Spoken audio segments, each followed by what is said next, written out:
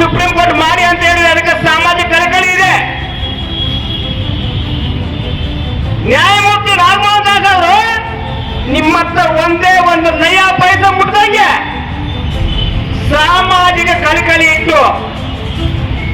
ಈ ರಾಜ್ಯದಲ್ಲಿ ಮಾದಿಗರು, ಒಡೆಯರು, ಲಂಬಾಣಿ, ಕೊಚ್ಚಕರ್ಮ ಅಷ್ಟೇ ಅಲ್ಲ, ದಲಿತರು ಅವರ ಉಪಜಾತಿಗಳಲ್ಲಿ ಭಿಕ್ಷೆ ಬೇಡ್ತಾ ಇದ್ದಾರೆ ಅಂತ ಕೂರಿಸಿದಾರಲ್ಲ, ಅಂತ ಜಾತಿಗೆ ನ್ಯಾಯ ಸಿಗೋದು ಬೇಡವಾ ನಿಮ್ಗೆ? ಯಾವತ್ತಾದ್ರೂ ಕೂಡ ಸಿದ್ದರಾಮಯ್ಯ ಈ ಸರ್ಕಾರ ವಾಹನಕ್ಕೆ ಬೆಂಕಿ ಇಟ್ಟಿದ್ವ? ಸರ್ಕಾರದ ಆಸ್ತಿ ಪಾಸ್ತಿ ನಷ್ಟ ಮಾಡಿದ್ವ? ಇಲ್ವಲ್ಲ. ಇಲ್ಲ, ಯಾವುದೇ ಧರ್ಮದವಿದ್ದು ಅಲ್ಲ, ಸಾಮಾಜಿಕ ನ್ಯಾಯದ ಪರ ಹೋರಾಟ ಮಾಡಿದ ಸಮಾಜ, ಸಾಮಾಜಿಕ ನ್ಯಾಯ ಪರ ಹೋರಾಟ ಮಾಡಿದ ಸಮಾಜಕ್ಕೆ ನಿಮ್ಮ ಕಾಣಿಕೆ ಏನಾಗಿದೆ?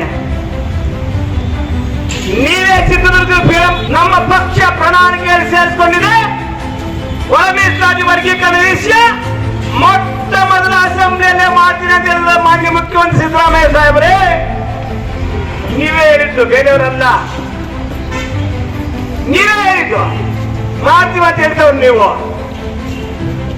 2 ವರ್ಷ ಆಗೋಯ್ತು, ಎಷ್ಟು ಅಸೆಂಬ್ಲಿ ಆಯ್ತು, ಯಾಕೆ ಮಾಡ್ಲಿಲ್ಲ? ಆಯ್ತಪ್ಪ, ಯಾಕಾದ್ರೂ ಮಾಡಿಲ್ಲ ಅಂದ್ಕೊಳ್ಳಿ. ಸುಪ್ರೀಂ ಕೋರ್ಟ್ ತೀರ್ಪನ್ನ ಹೇಳಿದ್ರಲ್ಲ, ನನಗೂ ಮಾಡ್ಬೇಕಂತ ಆಸೆ ಇತ್ತು.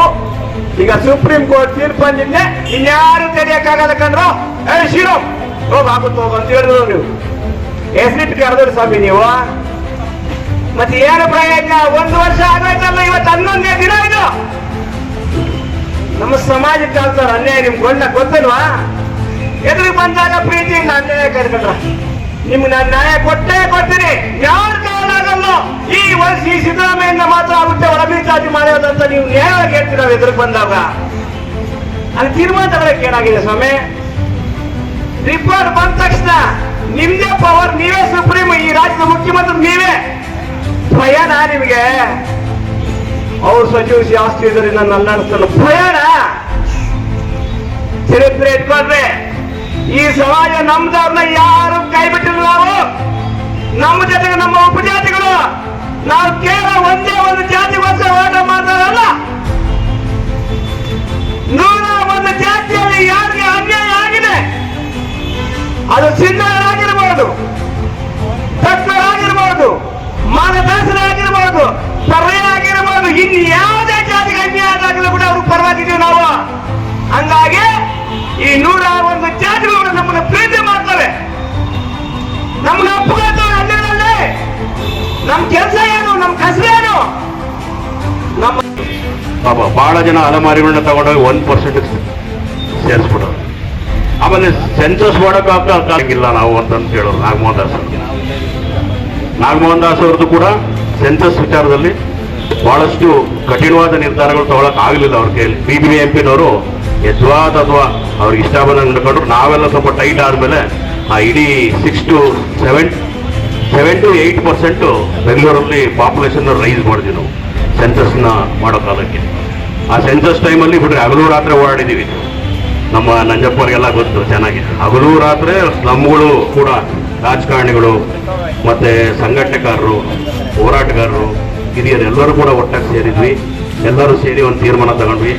ಈ ಸಮುದಾಯಕ್ಕೆ ಹೇಳೋರು ಕೇಳೋರು ಬಹಳ ಮುಖ್ಯ.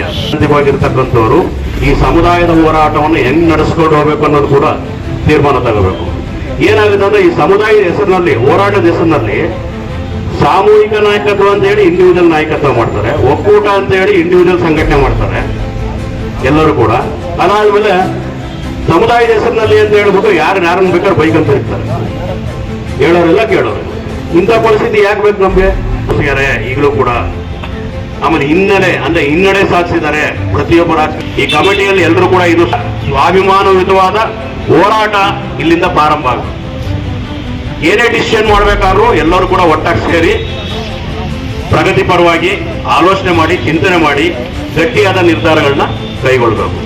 ಅದಕ್ಕೆ ಹಿರಿಯ ಅನುಭವಸ್ಥರುಗಳು ಯಾರಿದಾರೋ ಒಂದು 4-5 ಜನ ಸೇರ್ಕೊಂಡು ಅವ್ರಿಗೆ ನಮಗೆ ಈಗಾಗಲೇ ನಾವಾಗಲೇ ಚಾಕೌಟ್ ಮಾಡ್ಕೊಂಡಿದ್ದೀವಿ ಏನೇನು ಮಾಡಬೇಕು ಅಂತ ಹೊರಗಡೆ ಕೆಲಸಗಳು.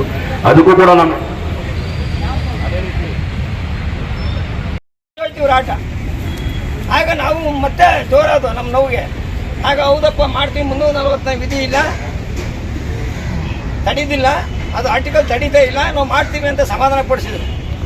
ಎಲ್ಲ ಸಭೆ ಸಮಾಧಾನದವ್ರು ಬಂದರು, ಮಿನಿಸ್ಟ್ರಿಗಳು, ಮುಖ್ಯಮಂತ್ರಿಗಳು ಎಲ್ಲ ಬಂದರು. ತಲೆ ಸವರಿದ್ದೆ, ಲೀಡ್ರ್ಗಳಿಗೆ ಬೆನ್ನು ತಟ್ಟಿದ್ದೆ. ನಾವು ಖುಷಿಯಾಗಿಬಿಟ್ಟು ನಾವು ಮಿನಿಸ್ಟ್ರಿ ಕರೆಸಿದ್ದೋ, ನಮ್ಮ ಬಗ್ಗೆ ಮಾತಾಡ್ಬಿಟ್ರು ಅಂತ ಖುಷಿಯಾಗಿ ಬಂದಿದೆ. ಆದರೆ 2005ರಲ್ಲಿ ಇದೇ ಕಾಂಗ್ರೆಸ್ ಸರ್ಕಾರ ಎಸ್ಎಂ ಕೃಷ್ಣ ಕಾಲದಲ್ಲಿ, ಅವ್ರ ಕಾಲದಲ್ಲಿ ಸದಾಶಿವ ಆಯೋಗ ಮಾಡ್ತೀವಿ. ಆವಾಗ ಮಾಡಿ ಆದ ತಕ್ಷಣ ನಮಗೆ ಸೌರಿ ಹಂಗೆ ಮಾಡಿದ್ರು. ಇದು 341ನೇ ವಿಧಿ, ನಮಗೆ ಆರ್ಟಿಕಲ್ 341 ನಮ್ಗೆ ತಡೀತಾ ಇದೆ ಅಂತ. ಆಗ ಬಂದಂಥ ಸಾಹೇಬರುಗಳು ಅಥವಾ ನಮ್ಗೆ ಆಗದೆ ಇರ್ತಕ್ಕಂಥವ್ರು ಇದು ಅಂಕಿಅಂಶ ಸರಿ ಇಲ್ಲ, ಇದು ಅವೈಜ್ಞಾನಿಕ ವರದಿ ಅಂತ ಅಂದ್ರು. ಇವರಿಗೆ ಈ ರಾಜ್ಯ ಮುಖ್ಯಮಂತ್ರಿಗೆ ಮತ್ತೆ ಇಲ್ಲಿ ನಮ್ಮ ಎಲ್ಲರಿಗೂ ಕೂಡ ಅನುಮಾನ ಬಂದ್ಬಿಡ್ತು. ನಮ್ಮ ಡಿಮ್ಯಾಂಡು 30 ವರ್ಷದಿಂದ ಒಂದೇ.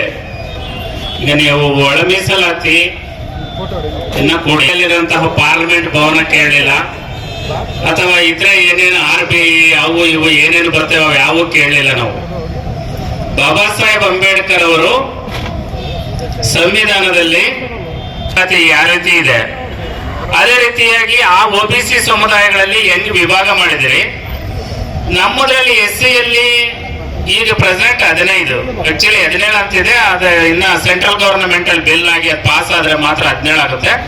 ಬಟ್ ರಾಜ್ಯ ಸರ್ಕಾರ ನೇಮಕಾತಿಗಳಲ್ಲಿ 17 ಅಂತ ಮಾಡ್ತಾ ಇದೆ. ಇರ್ಲಿ, 15% ಮೀಸಲಾತಿಯಲ್ಲಿ ನಾವು ಏನು ಈ ಸಣ್ಣ ಸಮುದಾಯಗಳು ಏನಿದೆ